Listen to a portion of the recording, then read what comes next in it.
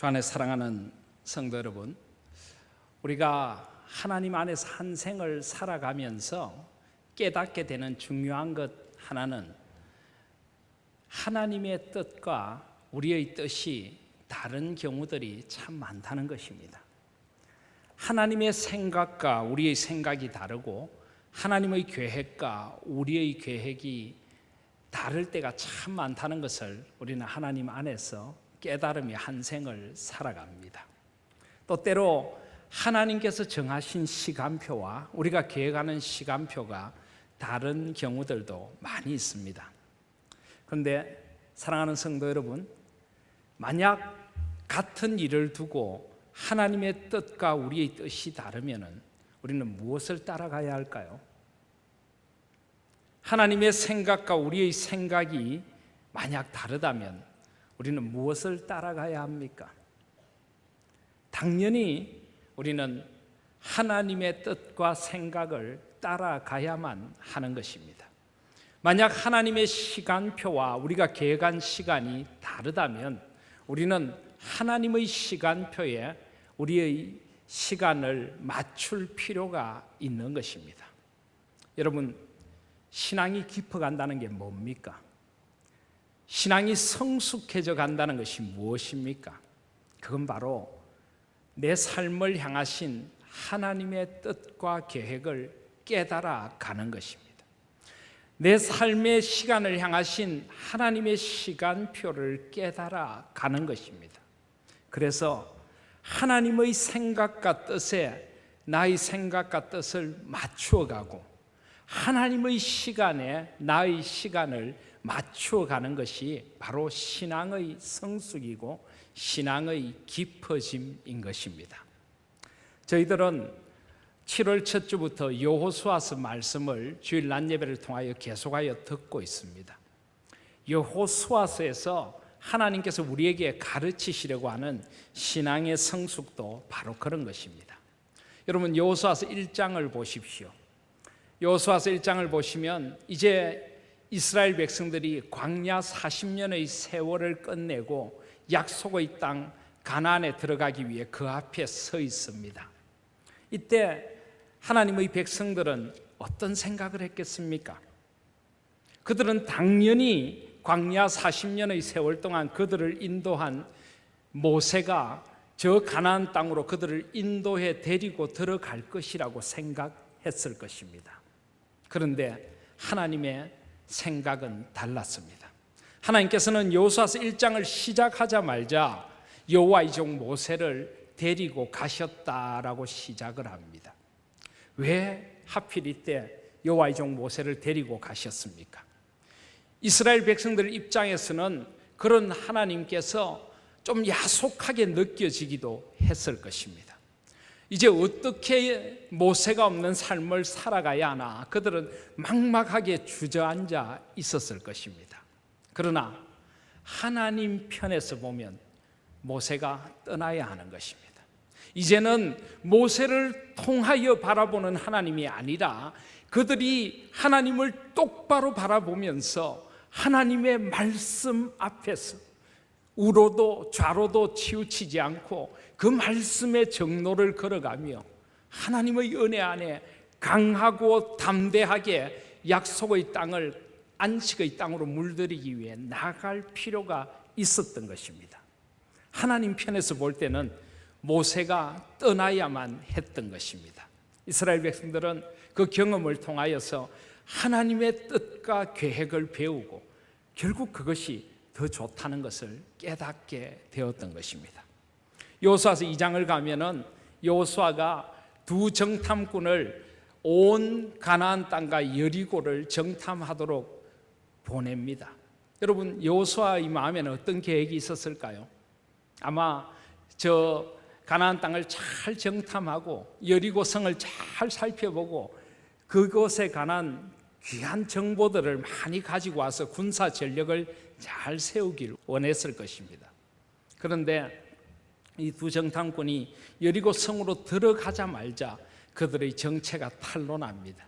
그들이 한 것이라고는 기생 라합의 집 지붕 위에 말리기 위해 펼쳐놓은 3대 사이에 숨어 있다가 추격군들을 피해서 또 서쪽으로 산으로 도망을 가서 산속에 3일을 숨어 있다가 다시 돌아온 것뿐입니다. 여호수아는 실망스러웠을 것입니다. 그들은 아무것도 가지고 오지 못한 듯이 느껴졌을 것입니다. 그런데 여러분, 하나님께는 다른 계획이 있었습니다.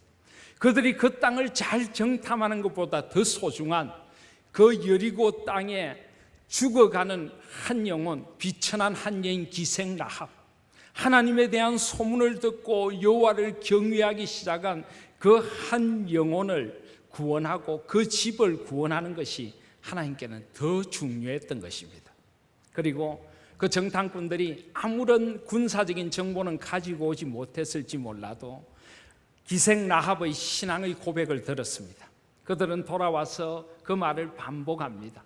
그 땅의 모든 백성들의 마음이 녹더이다.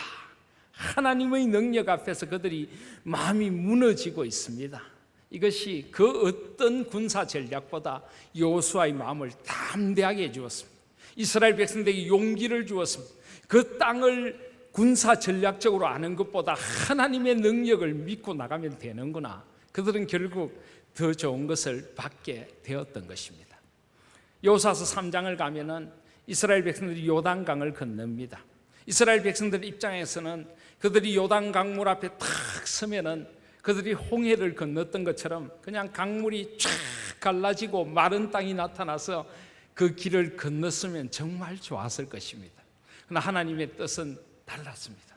하나님은 먼저 언약 결을 맺은 제사장들의 발이 그 물로 들어가기를 원하셨습니다.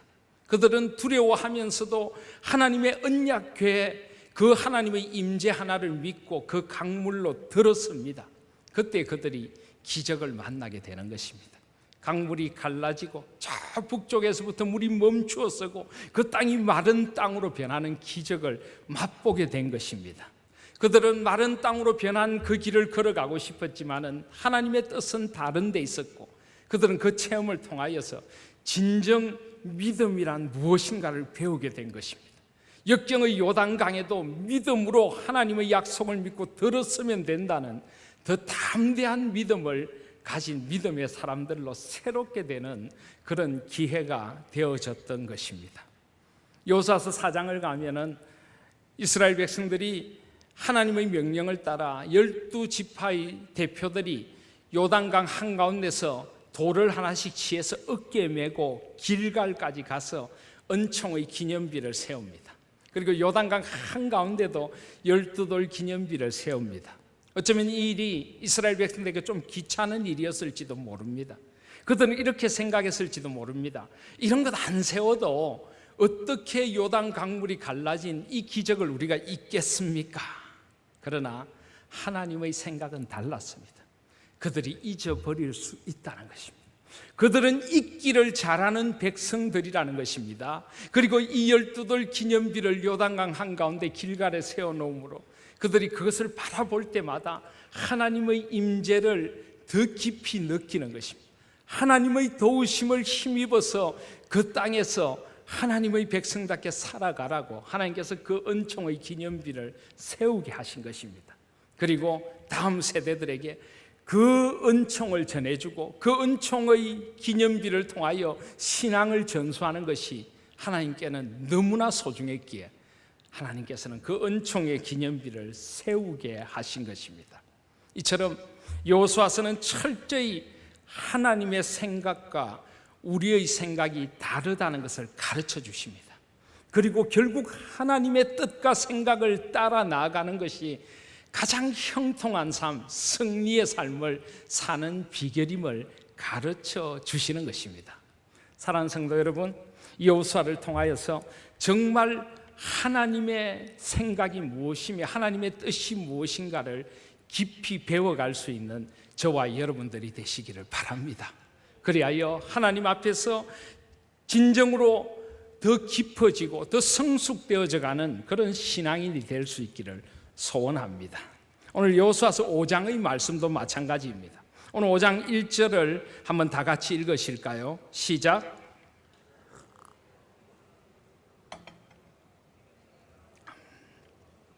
여호와께서 요단 물을 이스라엘 자손들 앞에서 말리시고 우리를 건너게 하셨음을 듣고 마음이 녹았고 이스라엘 자손들 때문에 정신을 잃었더라. 기생 라합이 한 고백과 비슷한 고백이 지금 들려지고 있습니다. 이스라엘 백성들이 기적과 같이 요단을 건넜습니다. 그 소식을 들은 이 가나안 땅의 왕들과 백성들이 전부 마음이 녹았고 정신을 잃었습니다. 자, 여러분, 이때 무엇을 하면 될까요? 우리 생각에는 이때는 기회가 아닙니까? 이제 드디어 가나안 땅을 정복할 기회가 온 것입니다. 그들의 사기가 땅에 떨어졌습니다. 이때 칼을 들어서 그들을 치면은 이 가나안 땅을 정복할 수가 있는 것입니다. 그래서 2절에 보면은 하나님께서 그때 여호와께서 여호수아에게 이르시되 너는 부싯돌로 칼을 만들어라. 하나님께서 부싯돌로 칼을 만들라고 하십니다. 이제 가나안 땅을 정복할 때가 된 것입니다.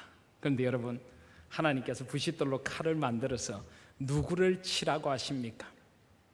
가나안 땅 백성들을 치라고 하십니까? 아닙니다. 하나님의 뜻은 정반대입니다. 2절을 보시면 부싯돌로 칼을 만들어 이스라엘 자손들에게 다시 할례를 행하라. 가나안 백성들을 치라는 게 아니라 오히려 이스라엘 백성들을 치라는 것입니다. 할례를 행하여 그들의 죄를 끊으라고 말씀하고 계시는 것입니다. 여기 할례를 행한다는 것은 그야말로 남성의 포피를 끊어버리는 포경수술, 외과적인 수술을 의미합니다. 여러분, 그 수술을 받고 나면은 이스라엘 백성들이 어떻게 될까요? 그들이 지금 전쟁을 할 수 있겠습니까? 지금 사기가 충천해 있던 그들의 사기가 떨어지지는 않겠습니까? 그들은 지금 꼼짝도 할 수 없는 그런 상태가 될 것입니다. 8절에 보시면 또 그 모든 백성에게 할례 행하기를 마치매 백성이 진중 각 처소에 머물며 낫기를 기다렸다. 그들은 지금 낫기를 기다리며 누워 있을 수밖에 없는 상태가 되는 것입니다. 전쟁을 앞두고 적들을 코앞에 두고 이렇게 해도 되는 겁니까?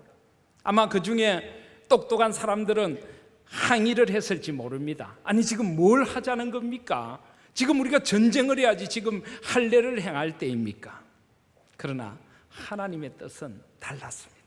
하나님은 지금 할례를 행하기를 원하고 그들이 하나님의 뜻에 순종하기를 원하셨던 것입니다. 사랑하시는 여러분, 그런데 바로 이것이 하나님의 방법입니다. 그들은 지금 칼을 들어 적들과 싸우기 전에 먼저 자신과 싸워야 하는 것입니다. 그들은 광야 40년을 지나는 동안 하나님 앞에 훈련되기도 했지만 어느 틈에 그들의 영성의 칼날이 많이 무디어졌습니다. 그들은 영적으로 가라앉은 상태에 있는 것입니다. 하나님의 은혜의 기적을 체험했지만 아직 한 사람 한 사람이 하나님 앞에서 영적으로 더 준비되어야 할 필요가 있는 것입니다.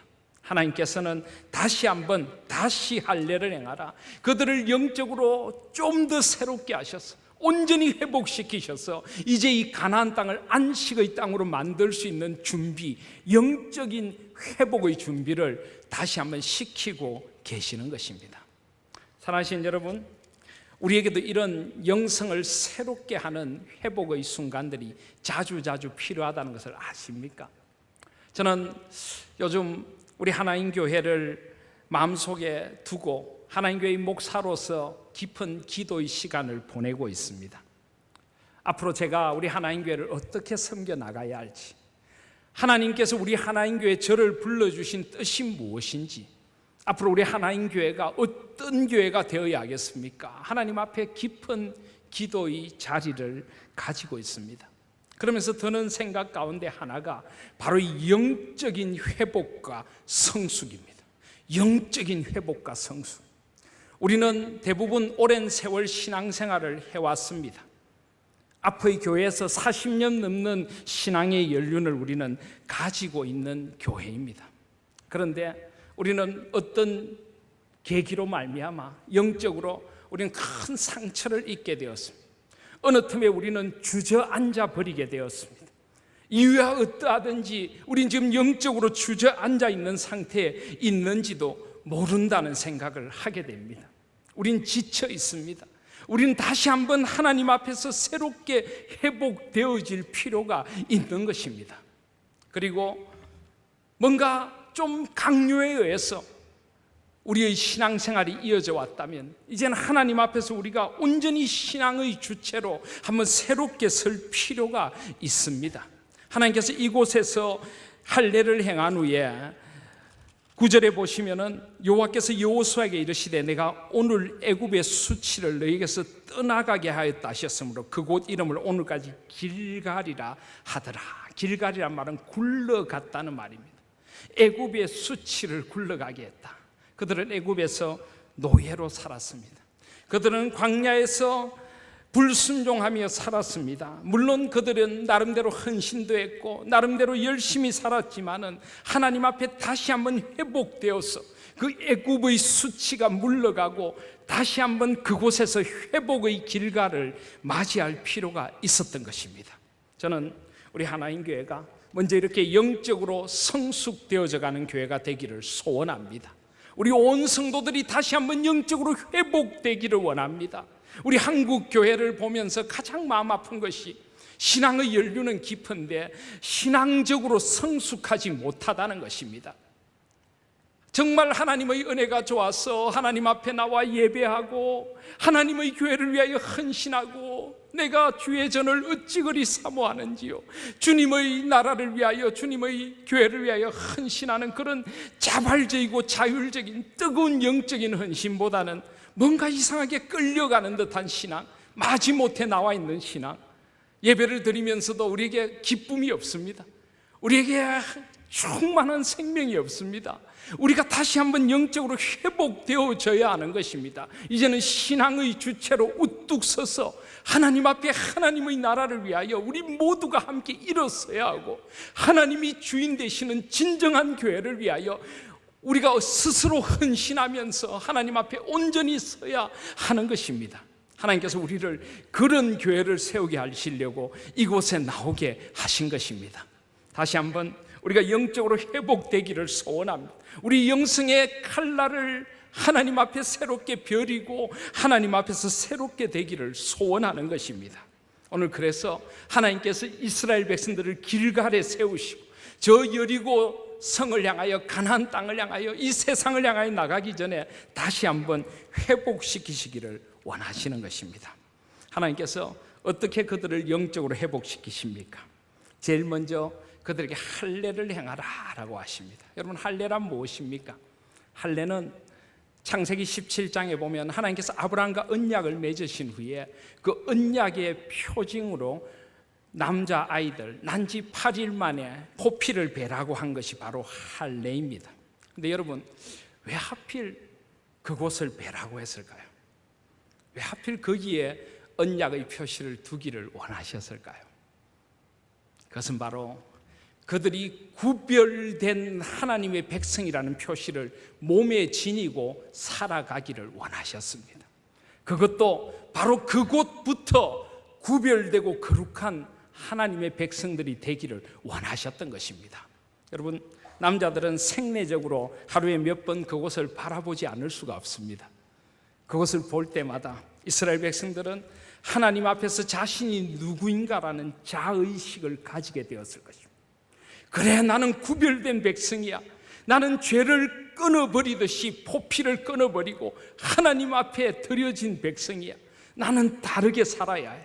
나는 다른 가치관을 가지고 살아야 해. 나는 하나님의 나라를 위하여 이 땅에 태어나고 살아가는 사람이야. 나는 다르게 살아야 해.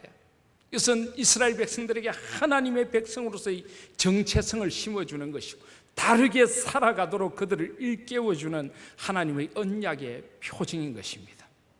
특별히 성적으로 타락한 세상을 살아가면서 우리는 성적으로 먼저 거룩해져야 합니다. 하나님의 백성답게 거룩한 삶을 살아야 하고 이 세상의 쾌락에 우리 몸을 내맡기는 삶이 아니라 거룩한 하나님의 거룩한 기쁨에 우리의 삶을 살아가고 우리의 가정을 이루어가는 그런 사람들이 되어져야 한다는 것을 하나님께서 가르쳐 주신 것입니다. 그렇습니다. 우리 하나님의 사람들에게 제일 먼저 필요한 영성은 다름의 영성입니다. 다름의 영성. 세상 사람들과 우리는 다르게 살아야 하는 것입니다. 우리의 추구하는 바가 달라야 하고, 우리의 가치관이 달라야 하고, 우리의 생의 목표가 달라야 하는 것입니다. 삶을 살아가는 우리의 자세가 달라야 하는 것입니다. 우리는 비록 이 세상에 살아가지만은 이 세상 사람들과 똑같이 살 수 없는 존재들인 것입니다. 우리는 하나님의 구별된 백성이고 하나님의 언약의 표징을 몸에 지니고 있는 자들입니다. 이 구약의 할례가 신약에는 세례로 바뀌었습니다. 우리는 세례와 함께 우리의 죄된 몸이 죽고 하나님 안에서 다시 산 존재가 된 사람들인 것입니다. 사랑하신 여러분, 저와 여러분은 다르게 살고 있습니까? 세상 사람들과 다른 가치를 추구하고 다른 목표를 가지고 다른 방식의 삶을 살고 있느냐는 말입니다. 하나님 앞에서 거룩을 추구하고 계십니까? 하나님의 나라를 구하며 그 나라와 그 의에 합당한 삶을 살아가고 계십니까? 여러분, 우리 자신을 돌아보실 수 있기를 바랍니다. 하나님께서는 우리가 거룩한 백성, 곧 구별된 백성, 다름의 백성들이 되기를 원하시는 것입니다. 사랑하시는 여러분, 다름의 영성을 되찾을 수 있는 저와 여러분들이 되시기를 바랍니다. 이 다름이 능력입니다. 여러분, 세상 사람들이 언제 우리를 보고 감동을 받을까요? 우리가 세상 사람들과 똑같은 것을 추구하고 똑같은 것에 경쟁해서 우리가 이기면 세상 사람들이 우리를 두려워할까요? 아니요. 우리를 부러워할지는 몰라도 우리를 두려워하지는 않습니다. 우리가 다르게 살 때 세상에 영향력을 줄 수 있는 것입니다. 오늘 그 거룩한 경외심이 가나안 땅에 임했던 것처럼 우리가 다르게 살 때 세상 사람들에게 경외심, 하나님의 임재를 보여줄 수 있는 것입니다. 사랑하시는 여러분, 세상 사람들과 경쟁해서 이기겠다고 너무 아둥바둥하지 마시기를 바랍니다. 세상 사람들이 추구하고 누리는 것 가지지 못했다고 너무 억울해하지 마시기를 바랍니다. 우리는 세상이 알지 못하는 하나님의 기쁨을 가지고 세상 사람들이 추구하는 것이 아니라 하나님의 거룩한 소명을 따라 살아가는 존재들로 부름받은 것입니다. 하나님 앞에서 다름의 영성을 추구할 수 있는 저와 여러분들이 되시기를 주님의 이름으로 소원합니다. 두 번째로, 할례를 받고 그들은 누워서 낫기를 기다립니다. 여러분, 할례는 끊어버린다는 것입니다. 그들은 이제 그들의 삶에 끊어버려야 될 것을 끊어버리고 누워있는 것입니다. 무엇을 끊었을까요? 그들은 아마 할례를 받고 지나온 40년의 세월을 돌아보았을 것입니다. 그들의 죄악과 그들의 불순종과 그들의 자기중심성과 그들의 욕망을 하나하나 포피를 끊듯이 끊어버리고 하나님 앞에 누워 있는 것입니다. 8절에 보시면은 백성이 진중 각 처소에 머물며 낫기를 기다린다. 그래서 물론 할례한 곳이 낫기를 기다리는 것이기도 하지만은 저는 이것이 영혼을 치유하는 장소라고 생각합니다.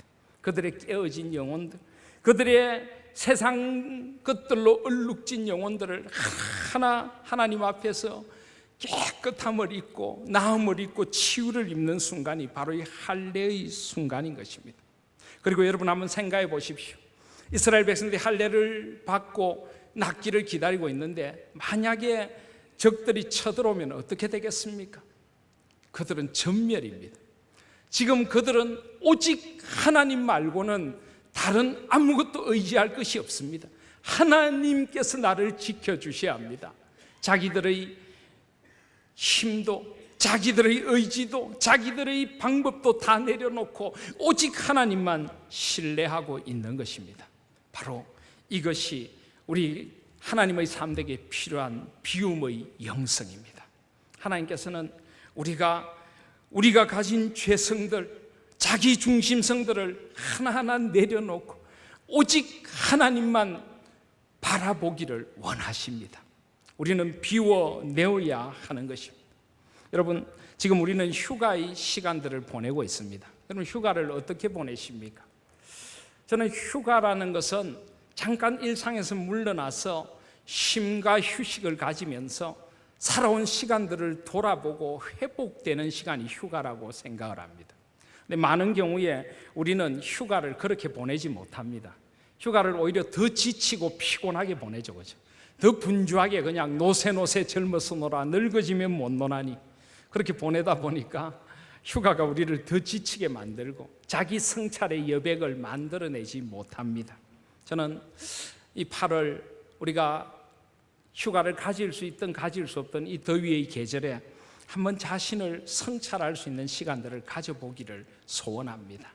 우리가 버려야 될 것이 무엇입니까? 우리가 비워야 될 것은 무엇입니까? 우리가 돌아서야 할 죄는 무엇입니까?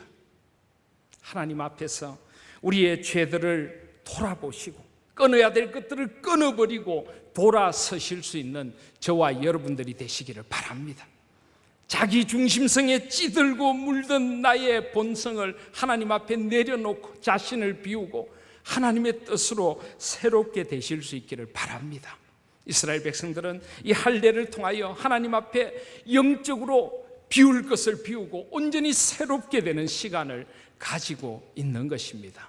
저와 여러분에게도 이런 비움의 영성이 필요한 것입니다. 세 번째로 이스라엘 백성들은 할례만 행한 것이 아닙니다. 10절에 보시면은 또 이스라엘 자손들이 길갈에 진쳤고 그달 14일 저녁에는 여리고 평지에서 유월절을 지켰다. 이제 할례를 행하고 조금 회복이 된 후에 그들은 유월절 축제를 하고 있습니다. 전쟁을 앞두고 그들은 축제를 하고 있는 것입니다. 그런데 이 축제는 그냥 축제가 아닙니다. 이것은 거룩한 구원의 축제이고 거룩한 생명의 축제인 것입니다. 여러분, 유월절이 어떤 날입니까? 이스라엘 백성들이 애굽 땅에서 어린 양의 피로 구원받은 그 생명, 그 구원의 은혜를 기억하고 감사하는 절기가 유월절입니다. 여러분, 이스라엘 백성들은 조금 지금 들떠 있었을지 모릅니다. 우리가 기적으로 이 요단강을 건너서 우리 힘으로 뭔가를 해낼 수 있어. 그런데 그들은 다시 한번 자신을 비우고 하나님 앞에서 조용히 그들을 돌아봅니다. 그리고 이 유월절 축제의 자리로 나와서 그 하나님의 은총을 기억하게 되는 것입니다. 하나님의 은혜로 출애굽했고 하나님의 은혜로 광야를 지났고 오직 하나님의 은혜로 요단강을 건너 지금 여기에 있는 것입니다. 그들은 그들의 죄와 자기중심성과 그들 속에 더러운 것들을 하나하나 비워낸 자리에 하나님의 은혜로 채우는 것, 그것이 바로 이 은혜의 유월절인 것입니다. 하나님의 구원의 은총으로 그들은 그들의 마음을 채우고 하나님의 구원의 은총 앞에서 그들을 새롭게 하는 것입니다. 그리고 그들에게 허락하신 생명, 이 생명의 잔치를 그들은 지금 열고 있는 것입니다. 사랑하신 여러분, 우리의 마땅히 비워내야 될 것들을 비워내시기를 바랍니다. 그리고 우리의 삶을 하나님께 주신 하나님의 구원의 은총으로 채워나가시기를 바랍니다. 하나님의 생명으로 충만하게 하십시오. 우리 예수님은 내가 온 것은 양으로 생명을 얻게 하고 더 풍성히 얻게 하려 함이라. 여러분, 우리는 생명으로 충만한 사람들임을 잊지 마시기를 바랍니다. 우리는 죽어서 부활할 존재가 아니라 이미 이 땅에서 예수 그리스도 안에 새로운 생명을 부여받은 존재들입니다. 좀 그 생명의 사람들답게 좀 약동하는 생명을 살아가실 수 있기를 바랍니다. 예배의 자리에서부터 우리 속에 생명의 기쁨과 풍성이 좀 넘쳐날 수 있기를 소원합니다. 우리 그리스도인들은 활기차게 세상을 살아갑니다. 하나님이 주신 생명이 있기 때문에 우리 그 사람은 후패하지만은 우리 속 사람은 날로 새로워가는 사람들입니다. 우리에게는 생명의 환희가 있기 때문입니다. 하나님 주신 그 생명으로 우리의 삶을 가득 채우셔서 그 생명의 환희가 저와 여러분의 삶에 터져 나올 수 있도록 살아가실 수 있는 이 체험의 영성, 이 생명의 영성을 회복하실 수 있기를 바랍니다. 이 땅은 죄와 죽음의 문화로 가득합니다. 하나님은 그런 가난을 생명의 문화로 물들이기를 원하셨습니다. 하나님께 주신 생명의 축제를 여실 수 있는 저와 여러분들이 되시기를 바랍니다. 그 생명을 우리의 삶의 자리에서, 우리 가정에서, 우리 교회에서, 이 땅에서 풍성히 누리고 전하고 이 생명의 향기로 살아가실 수 있는 저와 여러분들이 되시기를 바랍니다. 이 체험의 영성, 하나님께 주신 은혜와 생명과 하나님의 질서, 이 유월절이란 것은 절기입니다. 절기. 그들은 하나님의 시간표에 맞게 지금 여기서 축제를 하고 있는 것입니다. 하나님 안에서 무질서한 그들의 삶을 내려놓고 하나님을 주인으로 하여 그들의 삶의 새로운 질서를 찾아가고 있는 것입니다. 이 하나님의 뜻과 하나님의 질서로 충만한 삶으로 그들을 새롭게 하고 있는 것입니다. 이 하나님의 뜻과 하나님의 사명과 하나님의 생명으로 충만해지는 체험의 영성을 회복하실 수 있기를 바랍니다. 마지막으로 그들은 11절에 보시면 유월절 이튿날에 그 땅의 소산물을 먹었다라고 합니다. 그날에 무교병과 볶은 곡식을 먹었더라. 12절에 또 그 땅의 소산물을 먹은 다음 날에 만나가 그쳤으니 이스라엘 사람들이 다시는 만나를 얻지 못하였고 그해 가나안 땅의 소출을 먹었더라. 이제 기적의 만나가 그쳤습니다. 여러분, 그렇다면 하나님의 기적은 끝이 난 것일까요? 아닙니다. 하나님께서는 이제 그들이 그 땅의 소출을 먹도록 그 가나안 땅에서 땀 흘려 일하기를 원하십니다.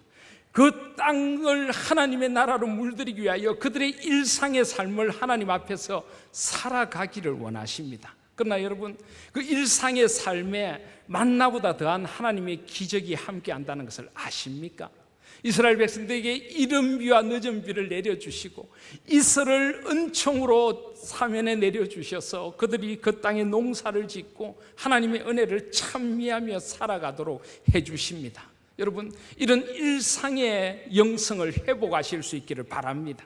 우리의 삶의 자리자리마다 임하시는 하나님의 은총을 깨달아 알고 그 은총을 노래하며 우리의 모든 삶의 자리에 그 나라와 그 의가 임하도록 살아가실 수 있기를 바랍니다.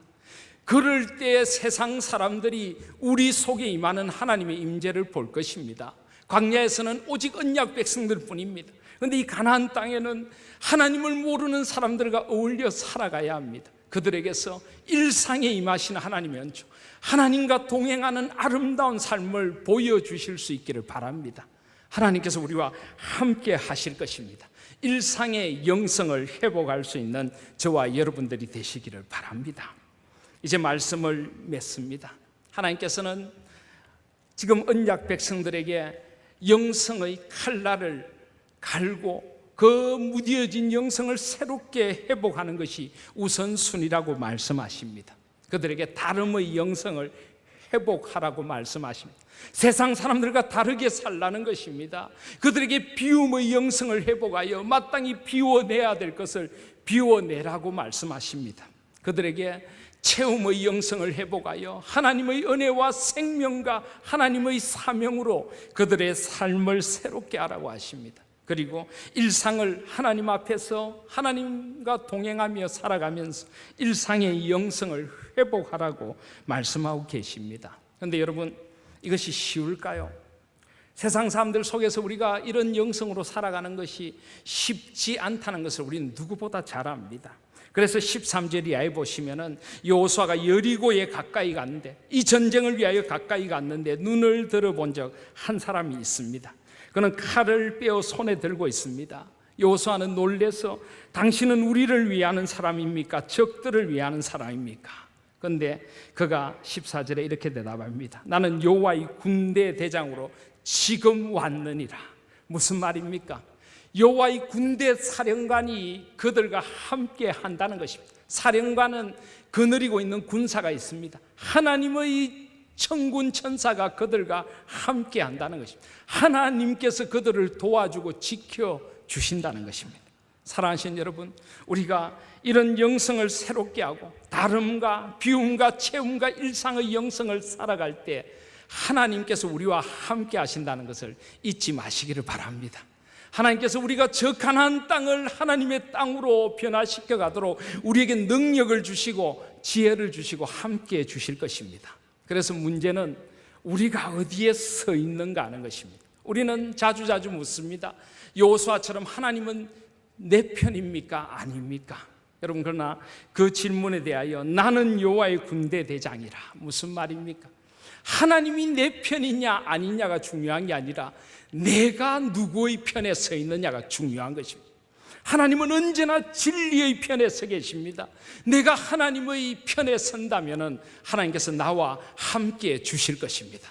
그래서 하나님께서 15절에 보면 이곳은 거룩한 곳이니 내 발에 신을 벗으라 라고 합니다. 하나님 앞에서 거룩함이 우리의 삶에 임할 때, 우리의 신을 벗고 하나님 앞에 하나님의 편에 서게 될 때 하나님께서 우리와 함께 주실 줄 믿습니다. 우리가 하나님의 나라를 위하여 살아갈 때, 우리가 이런 영성으로 하나님의 편에 설 때 하나님께서 우리와 함께 해주실 것을 믿습니다. 하나님께서 함께 하시는 우리 하나인 교회, 하나님 앞에서 온전한 영성을 회복하는 우리 모든 성도들, 하나님 편에 서서 하나님의 소망을 이루어드리는 하나님이 주인 되신 우리 하나인 교회와 온 성도들 될 수 있기를 주님의 이름으로 소원합니다. 아멘.